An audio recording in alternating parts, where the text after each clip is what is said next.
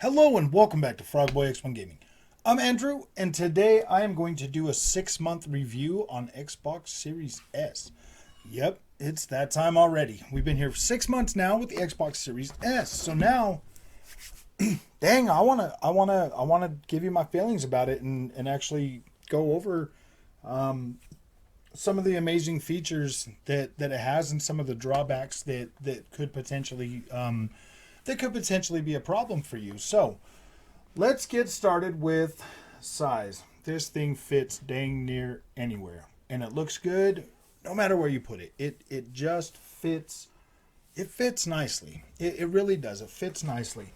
Now, since I have this channel, I decided, to go ahead and pick up a 1440p monitor with that. That I use that on. I actually got this one and that one back there. I bought two of them now, two 1440p monitors. The 27-inch was a little bit too small for me. The 32-inch is literally perfect for the way I have it set up. This Series S is literally perfect on a 1440p monitor. Literally perfect. It gives me the sense that I'm playing my Series X on a 4K TV. I don't find a lot of problems. It doesn't leave me wanting for the most part. If I come home and I just sit down, and I'm turned toward the monitor, I can turn on the Series S. I can play every single game I have, and I don't feel like I'm at a disadvantage whatsoever, like visually, performance-wise, anything. Now, my monitor does support the full range of VRR for the Xbox Series S, which is full VRR from 40 hertz all the way up to 120, as well as low frame rate compensation. So that really does run the whole gamut of VRR for you, and it enhances your experience to the point where if you are getting frame drops, and let's face it, these are video game consoles, nothing is going to be locked. Like, very rarely are you going to get a locked frame rate on everything, or are you going to get just full resolution or on everything. Like, if you're a console gamer, you should know that by now. Like, you should literally know that. We should all know that. The Series S is more than capable of hitting 1440p and delivering up to 120 frames a second. Now, I have seen that. I don't think there's anything out there that actually hits 120 frames a second consistently on any console. But it does do a good enough job because the good range is like 80 to 100 frames a second, especially on like the PC. When you're playing PC, that's like great. That feels perfect. 120 frames a second for like racing games, shooters, maybe that's probably more appreciated for that. But I mean, if you're just playing like an open world game or like a story driven game or something like that, and you're getting a consistent pretty decent frame rate, that's pretty good, and that's definitely welcome. So the Series S, the consistency of the Series S on a 1440p monitor is literally is fine. Now, I can't recommend a 1080p TV just because of the fact that you're probably not going to get VRR and you're probably not going to get HDR support.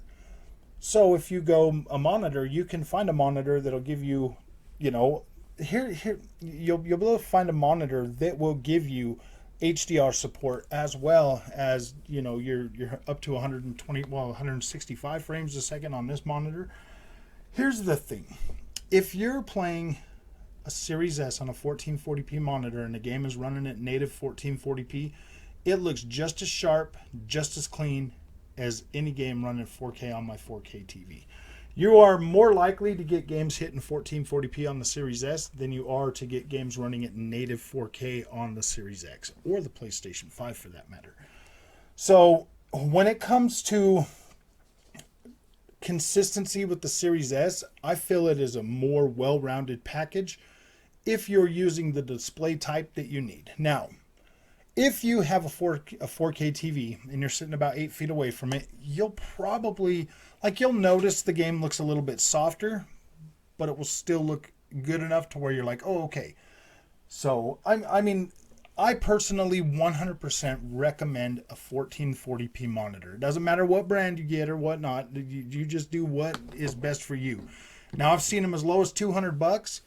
The ones I got were $400 and $450. So, I mean that's still a pretty good chunk of change, but you're getting the full range of like you're getting all the features that really matter. The only thing you're leaving on the table with the monitor is the Dolby Vision. So that is one thing that you are going to miss out on, but the color reproduction on a monitor is pretty freaking good actually. Like it looks pretty good. The contrast ratios and everything are really nice. Right now, I think Series S is one heck of a freaking bargain. One heck of a bargain. As much power and consistency that you get with this console, as well as being able to like get a Game Pass subscription, it makes it really hard right now with just looking at how the prices are on, gasoline and just other everyday necessity perishable items that you need. Like, yeah, video games aren't going to change in prices. Other stuff's not going to really change too much in prices, but the stuff that you need, the stuff that's perishable and all of that, those prices are going up. So if you want to still be able to be able to game and enjoy a solid, steady, stable gaming experience, Series S is your console. Now, we're going to go over some of the drawbacks to this system. There is no way to put a disc in this. No way whatsoever. So everything that you buy for this, you will have to download or you will have to stream it. That is a drawback. Now, I guess there is something that Microsoft might be working on to enable you to use an Xbox One S or X to do the check on your discs so that you can download a digital copy and play that. That would be freaking awesome. That would be pretty cool. That would solve that problem, but then you'd have to have access to one of those older legacy consoles. So I don't know if that's really going to be a good thing. What are you going to have to do? Have your Series S and your X, sitting on top of each other? Like, I don't know. That doesn't make any sense to me, but it is a possibility to be able to play those. The controller on this thing is freaking awesome. It's my favorite controller this generation by far. I have the PlayStation 5 controller. I have the Nintendo the Pro controller. I have an Elite Series 2 controller, and I would much rather game on this. This is by far my favorite controller this generation. Just the basic stock controller that comes with the Xboxes. Now they do take AA batteries, or you can buy a rechargeable battery pack. A lot of people are like, "Oh man, I wish I would have had battery like the PlayStation." That controller lasts way longer than that. Way longer. And if you get a rechargeable battery pack, it's added cost. It's like $25 to get a battery charger kit with an extra cord to plug it in or whatever. So I mean that is kind of a downside if you're going to switch over to the Xbox. But I'll tell you what, man, as close as I sit, I just plug them in anyway, so it doesn't really matter to me. In terms of extra storage, because the storage thing is going to be a big thing. I bought a 2 terabyte hard drive, the 2 terabyte card for my Series X, and here is the one. This is the 1 terabyte that I put into my Series S. I already bought this card on the Series X, but when I got this and I got the 2 terabyte, I was like, yeah, I'll just put that in there. This together, $500. This together with that monitor is what is that? 5, 6, 7, 8. That's $900. Just this TV alone cost me $1,300. Just that TV alone cost me $1,300, and then $500 for the Xbox. So that's what is that? $1,800 right there just for a TV, a compatible TV in 4K, and my Xbox Series X. So this right here with a monitor, still way under what you're going to pay for a nice, 4K OLED or whatever to be able to take advantage of those features on the Xbox Series X. So right there, you're gonna save yourself over about $1,000, just by going that and still being able to get a 1 terabyte card for your Series S. Me personally, I'm 100% into the whole digital. Like I'm all digital now. I don't buy discs anymore. I'm 100% digital, so that doesn't matter. That doesn't matter to me. There's a lot of talk about DRM going on right now. As long as you have your Xbox set to your home console, it should not bother you.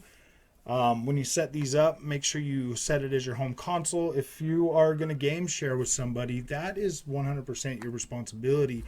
You, as a person, if you set their Xbox as yours, you will not have access if your internet goes down. You will not be able to play video games, but they will. So that's definitely a downside on that. And I mean, like $300 for this console. And yeah, you basically are stuck with whatever you buy, for sure. If you buy a game, you're stuck with it. You can't trade it in, none of that.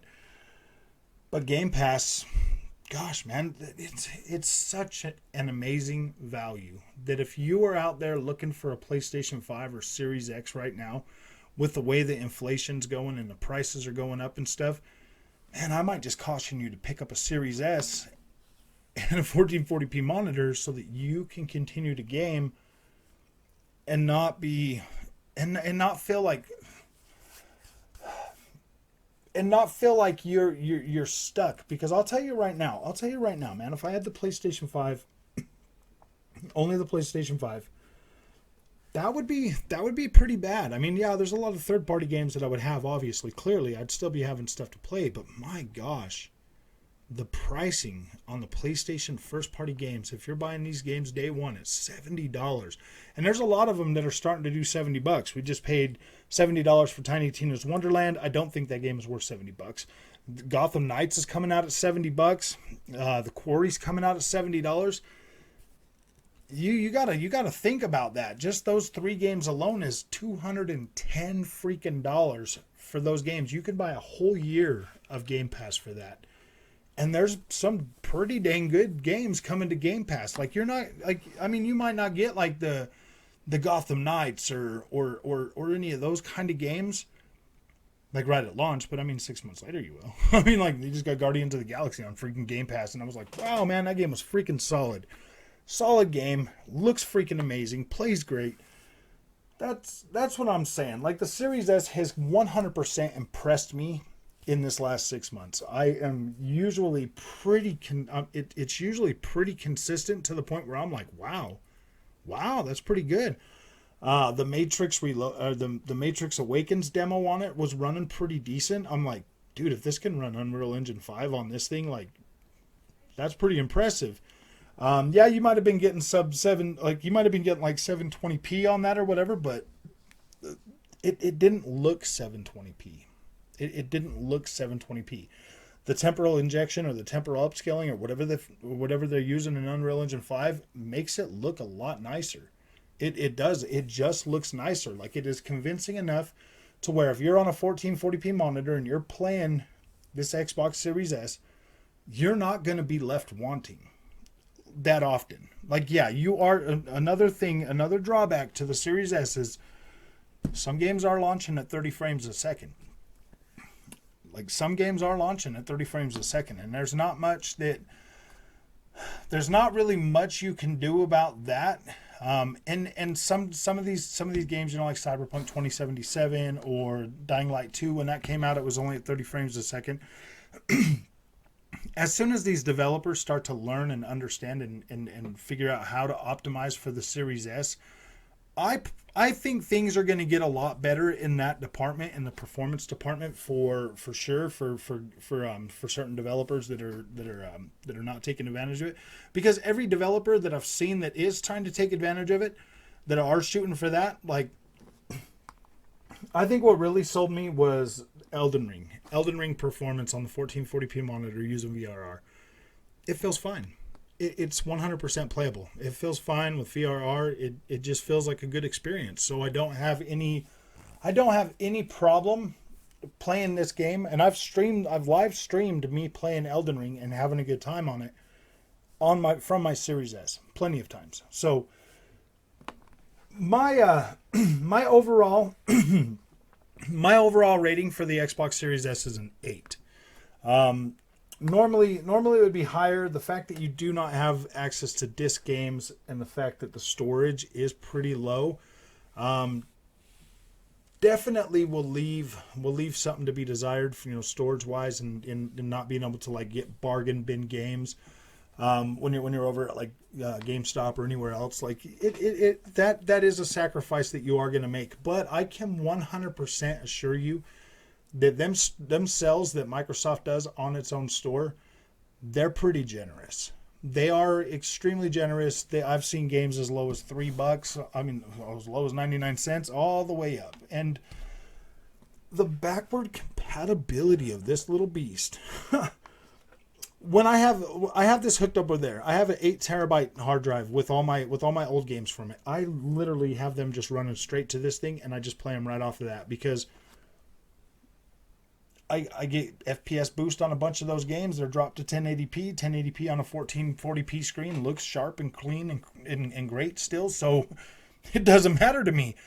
I just literally have everything hooked up to that, and it's like that. I think this is like the perfect console for backward compatibility because it kind of just forces you to be at a lower resolution. So getting a screen resolution to fit that, to match that, man, it's perfect. It's a perfect example of how forward thinking the Xbox Series S really is. This is the console that I think is going to steal the show this generation. It's affordable, it's accessible, it's one heck of a freaking value for what it can do. And most people are not going to care about 4K. Most people aren't going to care about ray tracing or any of that other stuff that is supposed to be there, but I'm pretty sure that they will find a way to optimize to give you the best experience on the Xbox Series S that will be available. Arma just came out. Arma Reforger in the preview program. It looks great on my Series X. It looks great on my Series S. It runs better on my Series S. It's weird. Like my Series X version will drop all the way down to like sub 40 FPS, where this right here, it's like right around 40 to 45 FPS, and it holds that pretty consistently. And I'm like, wow, man, that's pretty good. I mean, they'll keep optimizing that game and make it better for both, but I mean, that's pretty good that it can stay that consistent on the Xbox Series S when the Series X has way more power. But when you're pushing 4K, even on my PC, trying to push 4K at above 60 frames a second, on some titles, it is pretty demanding, and it does require, some sacrifices to hit lock 60 on some games. So 4K is expensive. 4K is expensive. So until these games start getting optimized, until like DirectML and all these other things come out, usually, probably halfway through the generation is when we'll start seeing that type of stuff being added. But right now, I am comfortable recommending Xbox Series S as literally simply a next gen console. Like it is. It's next gen.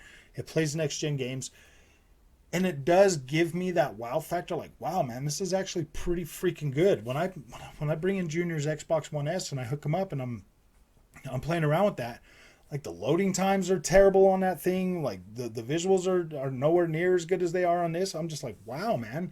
Like you can tell just thicker, fuller vegetation in game worlds. You can tell faster frame rates. You can tell better sense of speed in racing games. There's just so much that's like, wow. And it hits you and you're just like, dang, this is freaking pretty good. Everybody I know that's bought a Series S says the same thing. Like, this is a great freaking value, a great machine for what it costs. So I'm happy to recommend Xbox Series S. Like I am. Even if I just had the Xbox Series S, I think I would be pretty happy with it.